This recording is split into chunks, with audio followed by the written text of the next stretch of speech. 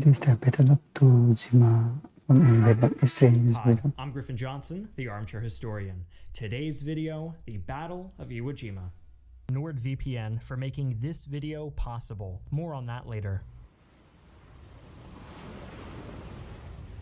An F-4U Corsair soars overhead at 400 miles an hour, prompting a young Marine to glance up from his LCVP.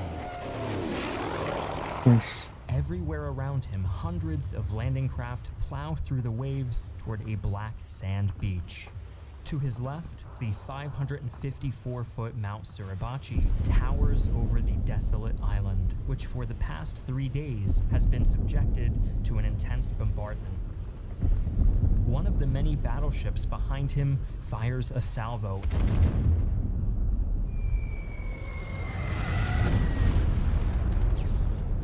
Yes, I got. As the brilliant pyrotechnics display continues, the Marine wonders if anything can survive the firepower of that magnitude and fears anything that might.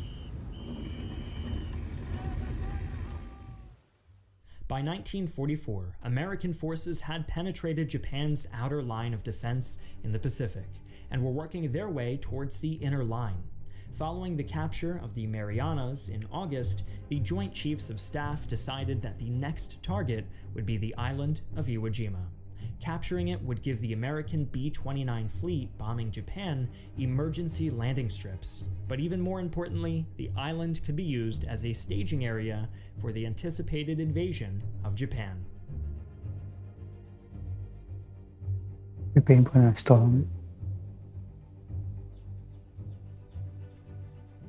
In March of 1944, even before the loss of the Marianas, the Japanese had begun fortifying Iwo Jima. The commander of the island's garrison, Lieutenant General Tadamichi Kuribayashi, was similarly aware that an American victory at Iwo Jima was inevitable. Nonetheless, he resolved to make their victory as costly as possible, defiantly proclaiming, "We are here to defend this island to the limit of our strength. If our positions are overrun, we will take bombs and grenades and throw ourselves under the tanks to destroy them. Long live the Emperor." Knowing the vulnerability of conventional shore fortifications, Kuribayashi prepared a layered defense consisting of strong, mutually supporting positions. Additionally, he ordered the construction of a complex system of caves, bunkers, and tunnels. These subterranean installations ranged in size from small dugouts intended to accommodate a squad of men to huge caverns capable of holding a battalion, and were virtually impervious to any form of bombardment. The Japanese were vastly outnumbered and outgunned, and this required them to be especially resourceful in their usage of heavy weapons, namely their 23 Type 95 tanks and 70 anti-tank guns, which they placed in well-fortified positions.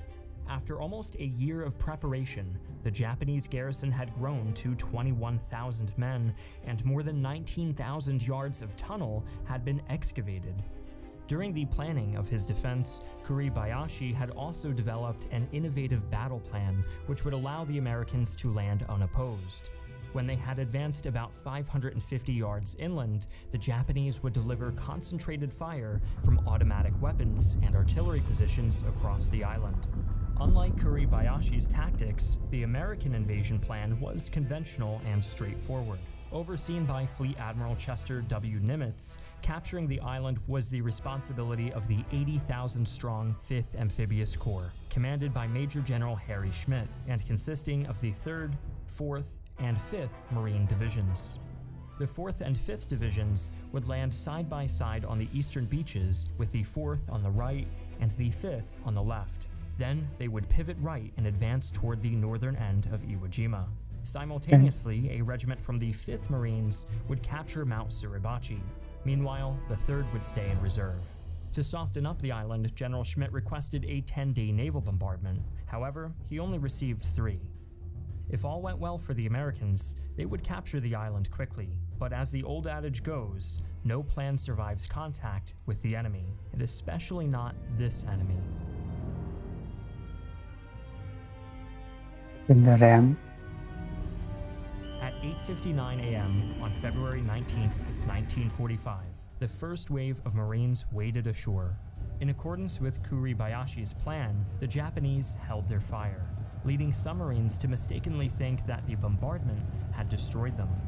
Over the next hour, more men and materiel landed on the beach until it was crowded.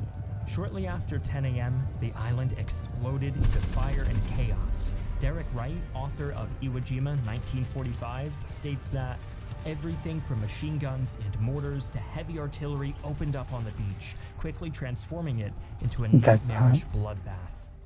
Pinned down by this murderous fire, the Marines frantically entrenched themselves in the soft volcanic ash, which provided rudimentary cover.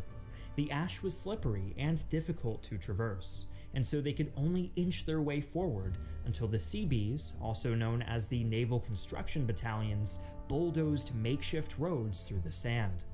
Even after reaching the Japanese defenses, the task of securing them was complicated by Kuribayashi's tunnel network, which allowed the garrison to reoccupy their positions even after the Marines had cleared them. By 11:30 a.m., a contingent had reached Airfield No. 1 in the interior of Iwo Jima, while another group of Marines cut across the narrowest part of the island, reaching the opposite shore. However, the 25th Marine Regiment of the 4th Marine Division encountered heavy opposition on the right flank near a strong point dubbed the Quarry. Wright notes that, of the 900 men that landed in the morning, only 150 were left in fighting condition by nightfall, a staggering 83.3% casualty rate. The land battle was not even a day old, and already it was becoming an exceptionally vicious fight. Nonetheless, some 30,000 Marines managed to land by dark, and thousands more would eventually be committed to battle. Over the next week, they slowly advanced inland, capturing one of the island's airfields and establishing a foothold on the other. Since firearms were not very useful at flushing out fortified enemy positions, the Marines resorted to using flamethrowers and grenades. To replace units that had sustained high casualties, elements of the 3rd Marine Division were pulled from the rear and thrown into the fight.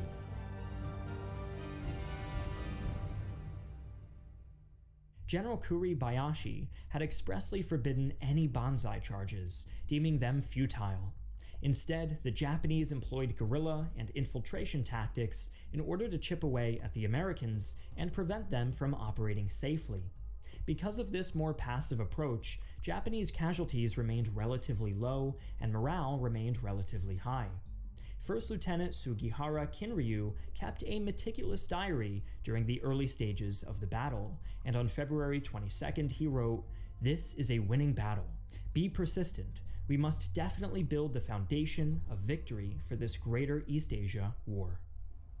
By February 23rd, the Marines had isolated Mount Suribachi, and small groups of men began making their way toward the summit. Although the mountain was still largely occupied by the Japanese, most chose to stay in the tunnel network where they were eventually killed. As a result, resistance was relatively light during the ascent. After reaching the summit, they planted an American flag, the first to fly on Japanese soil. Observing from a ship offshore, Marine Alvin Orsland recounted that the top brass told us it would be all over in 72 hours. Sure enough, at 10:35 a.m. on the 23rd, we saw Old Glory being raised on the highest point, Mount Suribachi. That's it, we thought. We've done it. In spite of this triumphant sentiment, the fighting was far from over. There were still thousands of Japanese soldiers entrenched on the northern half of the island, none of whom were likely to surrender. Between February 25th and March 10th, the Marines fought their way through fierce resistance, taking nearly 12,000 casualties in the process. On the left flank, the 5th Division attacked a series of ridges and hills. Concurrently, the 3rd advanced in the center, and on the right flank, the 4th stormed a part of the island they called the Meat Grinder. With the Americans closing in, one Japanese commander launched a final banzai attack. On the evening of March 8th, 800 Japanese soldiers charged the American lines.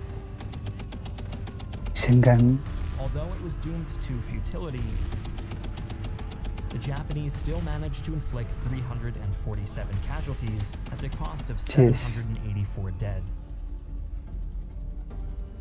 As the battle entered mid-March, the Marines closed in on the north and southeast corners of the island. However, before the island could be completely secured, about 300 Japanese soldiers scattered around the island's many tunnels gathered near Airfield Number 2 and launched Sneaking. a sneak attack on the night of March 25th, allegedly led by Kuribayashi himself. They surprised the Americans camping in the area, bayoneting some of them in their sleep. Hand-to-hand fighting lasted for Sleep. 90 minutes before they were finally wiped out. It's crazy. After 36 days of fighting, the island was declared secure on the morning of March 26th. But victory at Iwo Jima came at a steep price. The United States sustained more than 28,000 casualties, which accounted for a third of all suffered by the Marines in the Second World War. The Japanese, on the other hand, lost essentially their entire 21,000-man garrison. The battle over this small, seemingly insignificant island was one of the costliest in American history, and consequently has generated a large and enduring controversy over its strategic value. I was actually anyway that video. That's crazy that they fought day and night because of the island. I don't know if this what it done. And that's kind of crazy history. See, let's watch the video of this one. The video, subscribe if you want to see the video.